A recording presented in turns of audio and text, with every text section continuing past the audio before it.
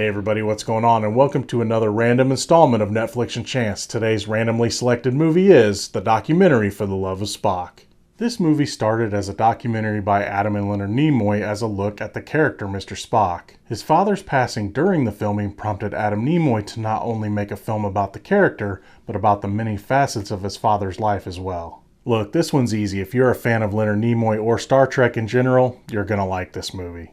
That being said, even if you don't have the connections to the actor or the show, this is still a really great documentary. This movie covers many parts of Leonard Nimoy's life. First off, yes, this movie does talk a lot about Mr. Spock and what made the character so appealing and how Nimoy shaped the character personally. This movie also covers his life as a father, his love of photography, his love of music, his relationships with his co-stars, and how many in the entertainment industry felt about him. There are interviews with George Takei, Simon Pegg, Jim Parsons, Zachary Quinto, and many others. They also talk a little bit about his other acting roles like the westerns he was in and Mission Impossible. Not only does it talk about the original incarnation of Spock, but it also talks about the Star Trek cartoon as well as the J.J. Abrams rebooted series. One thing I really liked about this movie is that it didn't shy away from the truth.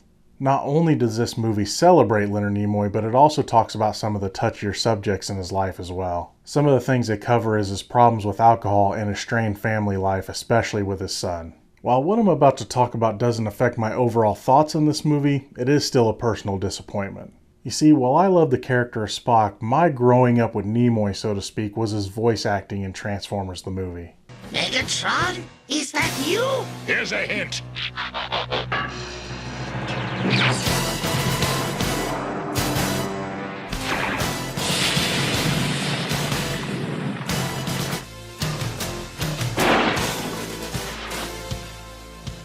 Will anyone else attempt to fill his shoes? A big part of that movie is when Megatron was turned into Galvatron and Leonard Nimoy provided that voice. Nimoy was able to capture the character of Galvatron, who is way more menacing than Megatron. That being said, Nimoy only did the voice for the movie. Frank Welker voiced the character for the series after that. I know this is a small part of his career, but for me personally, it was huge. I was happy to see him return to the Transformers franchise by voicing Sentinel Prime in Transformers Dark of the Moon. I have to admit that his involvement may be a small reason why I'm a little more lenient towards that movie than I am the others. Look, this is a fantastic documentary whether you're a Star Trek fan or not. Despite being made by his son, the messages and stories of the movie are not sugar-coated, which helps the movie's story tremendously. By watching this movie, you can not only see the influence that Leonard Nimoy had on the industry, but on people's hearts as well. This is a documentary that I would highly recommend.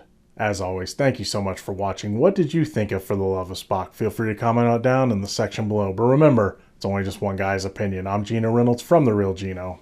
Live long and prosper.